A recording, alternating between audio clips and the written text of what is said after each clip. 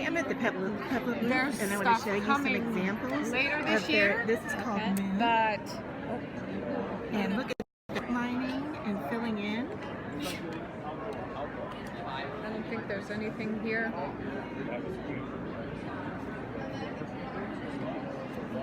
You're welcome. And this is what it looks like. These are the containers that it comes in. So you outline with the black here, and then you fill in with the different liquids, and the liquids can react with each other as well.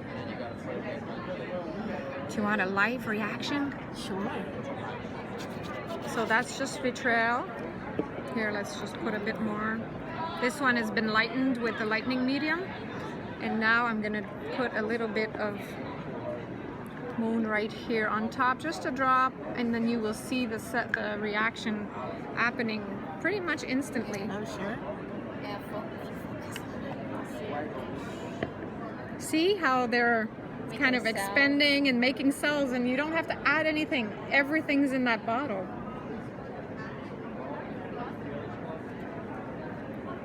You could kind of, you know, decide to play with it, and it'll still keep on reacting. It'll still do really cool things.